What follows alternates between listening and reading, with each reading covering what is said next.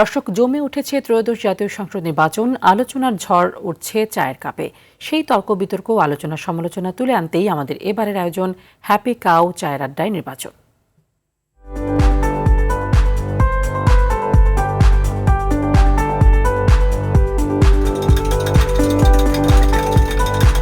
দর্শক, happy cow চায়ের আড্ডায় নির্বাচন এবারের পর্বে আমি আব্দুল কুদ্দুস চঞ্চল আছি আপনাদের সাথে। ঘনিয়ে আসছে জাতীয় সংসদ নির্বাচন, সাথে জমে উঠেছে এর আলোচনা ও সমালোচনা। তা নিয়েই এবারের আড্ডায় আমি উপস্থিত কুড়িগ্রাম 1 আসনে। এলো instant milk powder happy cow, যেমন সাশ্রয়ী তেমনি পুষ্টিগুণে ভরপুর। হ্যাপি কাউ, গরুর দুধের স্বাদ সবাই পাক।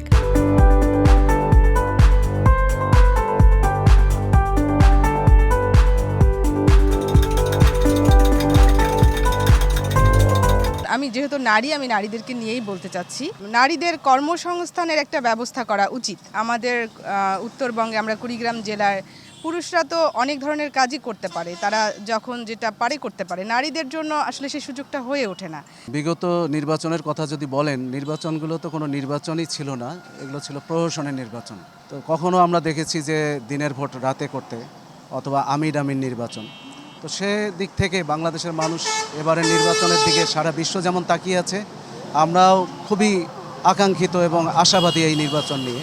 গ্রাম পর্যায়ে যদি বলেন, ধরেন যে এই কুড়িগ্রামের একেবারে কিছু দুর্গম এলাকা আছে, সেইখানে যে কিছু কিছু স্থানীয় নেতাকর্মী তাদের পেশিশক্তি দেখানোর চেষ্টা করবে না, তা কিন্তু না, একেবারে উড়িয়ে দেওয়া যায় না। তো সেই বিষয়গুলোকেও কিন্তু আমলে নিতে হবে, পুলিশ প্রশাসনকে নিতে হবে, নির্বাচন কমিশনকে, রিটার্নিং কর্মকর্তার কার্যালয় থেকে।